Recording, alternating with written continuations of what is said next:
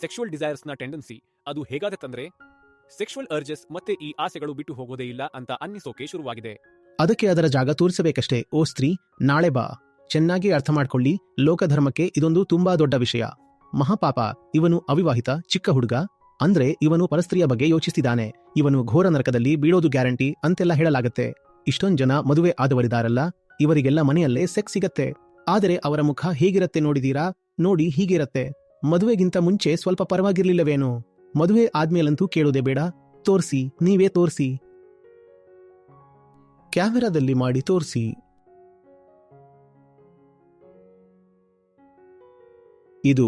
ಇದಕ್ಕೋಸ್ಕರ ಚಿಂತಿಸ್ತಿದ್ದೀರಾ ನೀವು? ಇದಕ್ಕೋಸ್ಕರವೇ ನೀವು ಒದ್ದಾಡ್ತಿರೋದು?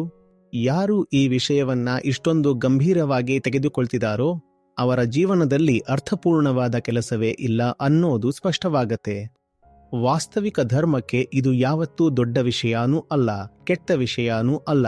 ಇದು ತುಂಬಾ ಚಿಕ್ಕ ವಿಷಯ. ನಮಸ್ಕಾರ ಆಚಾರ್ಯಜಿ, ನಾನು ಸುಮಾರು 1.5 ವರ್ಷದಿಂದ ಗೀತಾ ಸೆಷನ್ಸ್ಗಳಲ್ಲಿ ಪಾಲ್ಗೊಳ್ತಿದ್ದೀನಿ.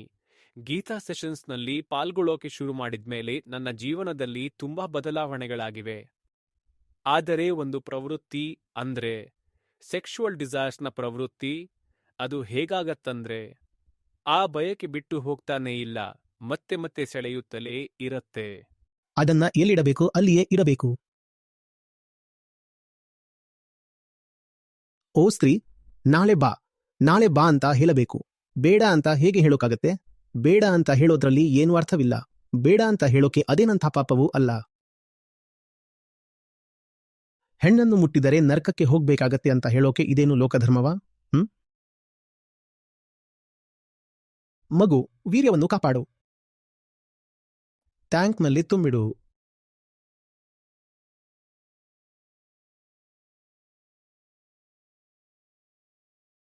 ಧರ್ಮೋ ರಕ್ಷತಿ ರಕ್ಷಿತಃ ಅನ್ನೋದು ಗೊತ್ತಿದೆ. ಇದೇನು ವೀರ್ಯೋ ರಕ್ಷತಿ ರಕ್ಷಿತಃ?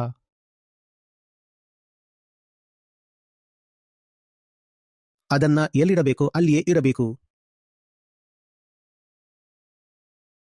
ಅದಕ್ಕೆ ಕೊನೆಯ ಆದ್ಯತೆ ಇರಲಿ. ಕೆಲಸ ಮಾಡಿ. ಜೀವನದಲ್ಲಿ ತುಂಬಾ ಕೆಲಸಗಳಿವೆ. ಎಲ್ಲ ಕೆಲಸಗಳು ಮುಗಿದಿದ್ದರೆ ಈಗ ಆ ಕೆಲಸದಲ್ಲಿ ತೊಡಗಿ ಅಷ್ಟೇ.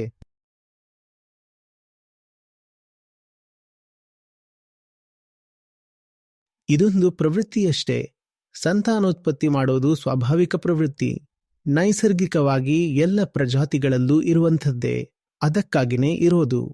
ಅದಕ್ಕೆ ಬೇರೆ ಇನ್ಯಾವುದೇ ಅರ್ಥವಿಲ್ಲ. ಪ್ರಕೃತಿಗೆ ಇದು ತುಂಬಾ ಮುಖ್ಯವಾಗಿರೋದ್ರಿಂದ ಅದು ನಮ್ಮೊಳಗೆಯೂ ಇದನ್ನ ತುಂಬಾ ಮುಖ್ಯವಾಗಿಸಿಬಿಡತ್ತೆ. ವಿಶೇಷವಾಗಿ ಯುವಕರಲ್ಲಿ ಸೆಕ್ಸ್ ಮಾಡಬೇಕೆಂಬ ತೀವ್ರ ಆಸೆ ಉಂಟಾಗತ್ತೆ. ನಿಮ್ಮಲ್ಲಿ ಆಗ್ತಿರೋದು ಕೂಡ ಅದೇ. ನಿಮ್ಮ ಮೂಲಕ ಮಕ್ಕಳಾಗಬೇಕು ಅಂತ ಮಾತ್ರ ಪ್ರಕೃತಿಯ ಉದ್ದೇಶ. ನಿಮ್ಮೊಳಗೆ ಆ ಭಾವನೆ ಎದ್ದಾಗ ಅದರ ಹಿಂದೆ ಮಕ್ಕಳಾಗಬೇಕು ಅನ್ನೋ ಉದ್ದೇಶ ನಿಮ್ಮದಾಗಿರದೇ ಇರಬಹುದು. ಆದರೆ ಹಿಂದೆ ಕುಳಿತಿರೋ ಮಾಯೆಗೆ ಮಾತ್ರ ಅದೊಂದೇ ಉದ್ದೇಶ. ಇದರಿಂದ ನಿಮ್ಮ DNA ಮುಂದುವರಿಯತ್ತೆ. ಅದು ಅದರ ಉದ್ದೇಶ. ನಿಮ್ದೇನಿದೆ? ನಿಮ್ಮ ಉದ್ದೇಶ ಏನು? ನೀವು ನಿಮ್ಮ ಉದ್ದೇಶ ನೋಡ್ಬೇಕಲ್ವಾ? ನಿಮ್ಮ ಹತ್ರ ಎಷ್ಟು ಸಮಯ ಇದೆ, ಶಕ್ತಿ ಎಷ್ಟಿದೆ, ಎಷ್ಟು ಕೆಲಸಗಳಿವೆ, ಅದು ಮುಖ್ಯ. ಎಲ್ಲ ಕೆಲಸಗಳಲ್ಲಿ ಈ ಕೆಲಸಕ್ಕೇನು ಸ್ಥಾನ?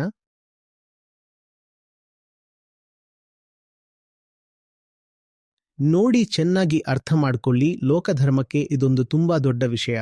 ಮಹಾಪಾಪ. ಇವನು ಅವಿವಾಹಿತ, ಇನ್ನು ಹುಡುಗ, ಅಂದ್ರೆ ಇವನು ಪರಸ್ತ್ರೀಯ ಬಗ್ಗೆ ಯೋಚಿಸ್ತಿದ್ದಾನೆ. ಇವನು ಘೋರ ನರಕದಲ್ಲಿ ಬೀಳೋದು ಗ್ಯಾರಂಟಿ. ಅವಿವಾಹಿತನಾಗಿದ್ದಾನಂದ್ರೆ ಮುಗದೆ ಹೋಯ್ತು. ಹಾಗಿದ್ರೆ ಎಲ್ಲಾ ಹಿಂಗಸರು ಇವನಿಗೆ ಪರಸ್ತ್ರೀಯರೇ ಅಂತಾಯ್ತು. ಹಾಗಾದ್ರೆ ಇವನು ಕಟ್ಟಕಡೆಯ ನರಕದಲ್ಲೇ ಕೊಳಿತಾನೆ, ಹೀಗೆಲ್ಲ ಹೇಳಲಾಗತ್ತೆ. ವಾಸ್ತವಿಕ ಧರ್ಮಕ್ಕೆ ಇದು ತುಂಬಾ ದೊಡ್ಡ ವಿಷಯವಲ್ಲ. ಅಷ್ಟೇನೂ ಕೆಟ್ಟದ್ದೂ ಅಲ್ಲ. ಇದು ತುಂಬಾ ಚಿಕ್ಕ ವಿಷಯ, ಮತ್ತು ಚಿಕ್ಕ ವಿಷಯಗಳಿಗೆ ತುಂಬಾ ಕಡಿಮೆ ಮಹತ್ವವನ್ನೇ ಕೊಡಲಾಗತ್ತೆ. ವಾಸ್ತವಿಕ ಧರ್ಮ ನಿಮ್ಮನ್ನ ಕೇಳ್ತಿದೆ, ಅಥವಾ ಹೀಗೆ ಹೇಳಿ, ನಿಮ್ಮ ಜೀವನವೇ ನಿಮ್ಮನ್ನ ಕೇಳ್ತಿದೆ. ಅರೆ, ಈ ವಿಷಯ ಎಲ್ಲರಲ್ಲೂ ಇರೋವಂಥದ್ದು. ಮನುಷ್ಯರು ಮಾತ್ರ ಅಲ್ಲ, ಕತ್ತೆ, ನಾಯಿ, ಹಂದಿಗಳಲ್ಲೂ ಇದು ಇರೋದೆ. ಹಾಗಿದ್ರೆ ಇದರಲ್ಲೇನಾದ್ರೂ ವಿಶೇಷತೆ ಇದ್ರೆ ಎಲ್ಲರೂ ಮುಕ್ತರಾಗಿರಬೇಕಿತ್ತಲ್ವಾ?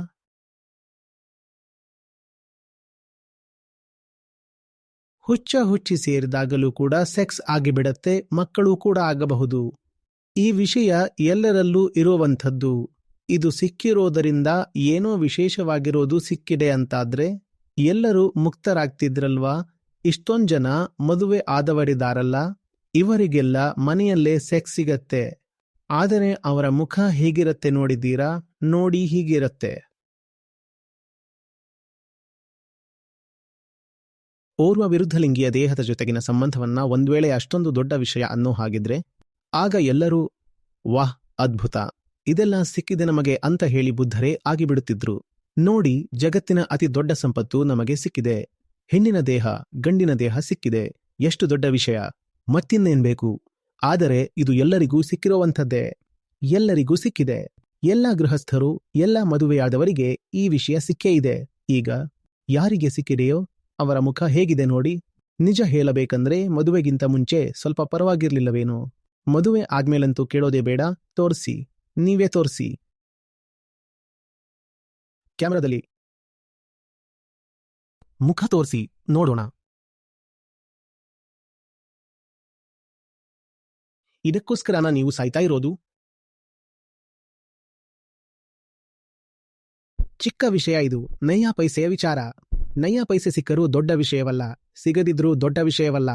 ಇದರಲ್ಲಿ ಅಂಥ ಮಹಾಪಾಪ ಏನಿಲ್ಲ. ಮಹಾಪಾಪ ಅಂತ ಹೇಳೋದು ತುಂಬಾ ಮಹತ್ವದ ವಿಚಾರಕ್ಕಾಗಿ. ಇದು ಅಷ್ಟೊಂದು ದೊಡ್ಡ ವಿಚಾರ ಅಲ್ಲವೇ ಅಲ್ಲ, ತುಂಬಾ ಕ್ಷುಲ್ಲಕ. ಎಷ್ಟೊಂದು ಕ್ಷುಲ್ಲಕ ಅಂದ್ರೆ ನಮ್ಮ ಬಳಿ ಇದಕ್ಕಾಗಿ ಸಮಯನೇ ಇಲ್ಲ. ಅದೊಮ್ಮೆ ಅದಕ್ಕೋಸ್ಕರ ಸಮಯ ಕೊಟ್ಟರೂ ತೊಂದರೆಯೇನಿಲ್ಲ. ಸಮಸ್ಯೆ ಆಗೋದು ಯಾವಾಗ ಗೊತ್ತಾ? ಈ ಕ್ಷುಲ್ಲಕ ವಿಚಾರವನ್ನ ನೀವು ತುಂಬಾ ದೊಡ್ಡದಾಗಿ ಮಾಡ್ಕೊಂಡಾಗ. ಮತ್ತು ಒಂದು ವಿಚಾರವನ್ನ ಎರಡು ರೀತಿಯಲ್ಲಿ ದೊಡ್ಡದಾಗಿ ಮಾಡಲಾಗತ್ತೆ. ಒಂದು ಭಾರಿ ಭೋಗದ ಮೂಲಕ, ಇನ್ನೊಂದು ಗಮನಿಸುವ ಮೂಲಕ. ಲೋಕಧರ್ಮದಲ್ಲಿ ಗೃಹಸ್ಥರೇನಿರ್ತಾರೋ ಅವರು ಮಹಾಭೋಗದಲ್ಲಿ ಮುಳುಗಿರ್ತಾರೆ. 10 ಮಕ್ಕಳು. ಅಯ್ಯೋ, ಹಿಂದಿನ ಶತಮಾನದಲ್ಲೇ ದೊಡ್ಡ ಭಕ್ತರೆಂದು ಪೂಜಿಸಲ್ಪಡುವ ಅನೇಕರಿದ್ದಾರೆ. ಅವರಿಗೂ ಅರ್ಧ ಡಜನ್, 1 ಡಜನ್ ಮಕ್ಕಳಿದ್ದಾರೆ. ಇವರು ಮಹಾಭಕ್ತರಂತೆ.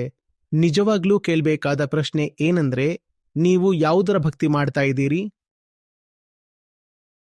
ಭಕ್ತಿಯೇನೋ ಸರಿ, ಆದರೆ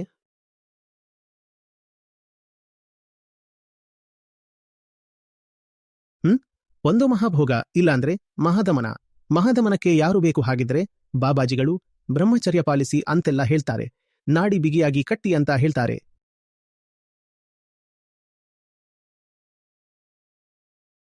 ತುಂಬಾ ಕ್ಷುಲ್ಲಕ ವಿಚಾರ.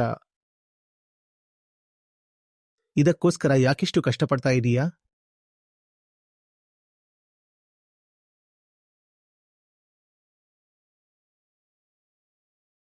ಈ ವಿಷಯವನ್ನು ಇಷ್ಟು ದೊಡ್ಡದಾಗಿ ಮಾಡಿಕೊಳ್ತಿರೋರಿಗೆ ಅವರ ಜೀವನದಲ್ಲಿ ಅರ್ಥಪೂರ್ಣವಾದ ಕೆಲಸವೇ ಇಲ್ಲ ಅನ್ನೋದು ಸ್ಪಷ್ಟವಾಗ್ತಿದೆ. ಏನೇ ಮಾಡಿದ್ರೂ ಕಾಮನೆಗಳು ಬಿಡದೆ ಬೆನ್ನಟ್ಟಿವೆ ಅಂತ ಹೇಳ್ತಿದ್ದೀರಿ.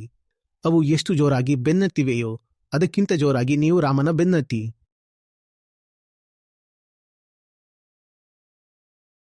ರಾಮ ಅಂದ್ರೆ ಯೋಗ್ಯ ಕಾರ್ಯ. ಆದಾಗ್ಯೂ ನಿಮ್ಮ ಜೀವನದಲ್ಲಿ ಒಬ್ಬ ಯೋಗ್ಯ ವ್ಯಕ್ತಿ ಸಿಕ್ಕಿದ್ದರೆ ಅಂಥವರ ಜೊತೆಯಲ್ಲಿ ದೇಹ ಸಂಬಂಧ ಉಂಟಾದ್ರೆ ಏನೋ ದೊಡ್ಡ ಪಾಪ ಮಾಡ್ತಾ ಇದ್ದೀರಿ ಅಂತಲ್ಲ. ಹೌದು, ಅದು ಪಾಪ ಆಗೋದು ಯಾವಾಗಂದ್ರೆ ಈ ವಿಷಯವನ್ನೇ ಜೀವನದ ಕೇಂದ್ರವನ್ನಾಗಿ ಮಾಡಿಕೊಂಡಾಗ, ಅದನ್ನೇ ಸರ್ವಸ್ವ ಅಂದುಕೊಂಡಾಗ. ನೀನು ಬಂದೆ, ನನ್ನ ಬಾಳಲ್ಲಿ ಬೆಳಕು ಬಂತು. ನೀನು ಬಂದೆ, ನನಗದೇ ಹಬ್ಬ. ನೀನು ಧುಮ್ಮಿಕ್ಕುವ ಜಲಧಾರೆ, ನೀನೇ ಕಾಮನ ಬಿಲ್ಲುವಂತ ಹಾಡ್ತಾ ಕುಳಿತರೆ ಅಷ್ಟೇನಾ ಜೀವನ? ನೆಕ್ಕುತ್ತಾ ಕುಳಿತರೆ ಸಾಕ? ಆಗ ಇಡೀ ಜೀವನವೇ ಕೊಳೆತು ನಾರುತ್ತೆ. ಆದ್ರೆ ನಾವು ನಮ್ಮನ್ನ ಪ್ರೇಮಿಗಳು ಅಂತ ಹೇಳ್ಕೋತೀವಿ. ಪ್ರೀತಿ ಆಯ್ತಂತೆ. ಎಂಥ ಪ್ರೀತಿ ನೀವು ಮಾಡ್ತಿರೋದೇನು? ಆಚಾರ್ಯಜಿ, ಇದರಲ್ಲಿ ಇನ್ನೊಂದು ವಿಷಯ ಇದೆ.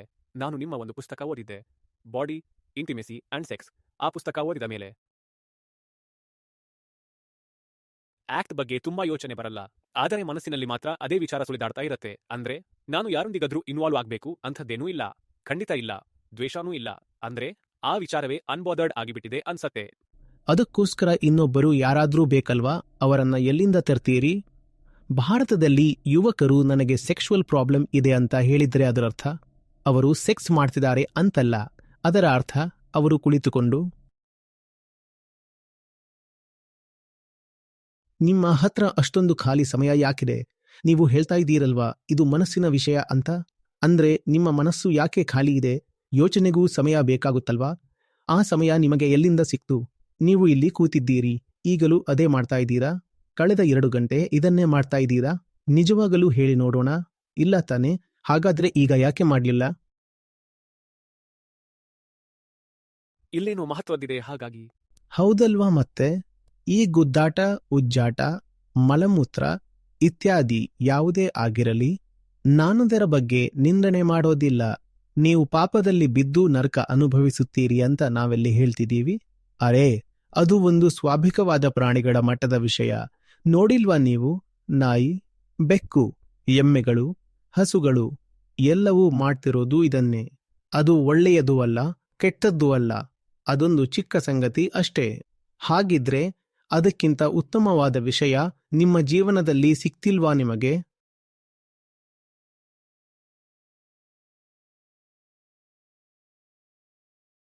ಒಂದ್ವೇಳೆ ದೇಹದಲ್ಲಿ ಶಕ್ತಿ ಜಾಸ್ತಿ ಇದೆ ಅನಿಸಿದ್ರೆ ಹೋಗಿ 2-3 ಗಂಟೆ ಯೋಗ್ಯ ಎದುರಾಳಿ ಜೊತೆ ಆಟವಾಡಿ. ಅಟ್ಟಾಡಿಸಿ ಓಡಿಸ್ತಾ ಇದ್ರೆ ಅದ್ಹೇಗೆ ಸೆಕ್ಷುವಲ್ ಥಾಟ್ಸ್ ಬರುತ್ತೆ? ಇಲ್ಲಾಂದ್ರೆ ಜಿಮ್ಗೆ ಹೋಗಿ ಧಡೂತಿ ಟ್ರೈನರ್ ಇರ್ತಾನೆ. ಹೆವಿ ವರ್ಕೌಟ್ಸ್ ಆದ್ಮೇಲೆ ಈ ಯೋಚನೆಗಳೆಲ್ಲ ಬರಲ್ಲ. ನಾನು ಮಾಡ್ತಾ ಇರ್ತೀನಿ. ಅದನ್ನೇ ತಿಳ್ಕೋಬೇಕಲ್ವಾ? ನೀವು ಶಕ್ತಿಯನ್ನು ಕದೀತಾ ಇದ್ದೀರಿ. ಎಲ್ಲಿ ಬಳಕೆ ಆಗಬೇಕಾಗಿತ್ತು ಅಲ್ಲಿ ಆಗ್ತಿಲ್ಲ. ಆ ಶಕ್ತಿ ಇಲ್ಲಿ ಬಳಕೆಯಾಗ್ತಿದೆ. ನೀವು ಇಂಥ ಕ್ಯೂಟ್ ಮುಖ ನೋಡಿದಾಗ ಆದ್ರೆ ಅದರ ಯೋಚನೆನೇ ಮಾಡ್ತಿಲ್ವಲ್ಲ?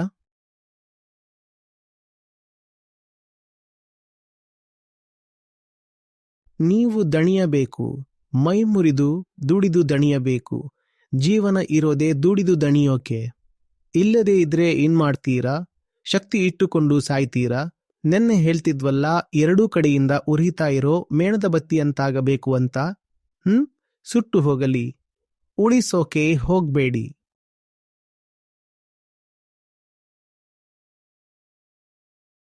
ಆದಾಗ್ಯೂ ಕೂಡ ಮನಸ್ಸಿನಲ್ಲಿ ತುಂಬಾನೇ ರಸಿಕತೆ ಬರ್ತಾ ಇದ್ರೆ ಜೋಡಿಗಳತ್ತ ಒಮ್ಮೆ ನೋಡಿ.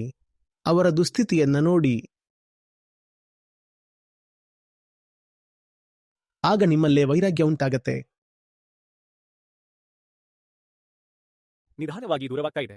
ಆಗಲೇ ತೋರ್ಸಿದ್ರಲ್ಲ ನಿಮ್ಮ ಮುಖ, ಅದನ್ನೇ ಡಿಪಿ ಇಟ್ಕೊಳ್ಳಿ, ಸರಿಯಾಗತ್ತೆ. ನಿಮ್ಮನ್ನೇ ನೋಡ್ಕೊಳ್ಳಿ. Thank you sir.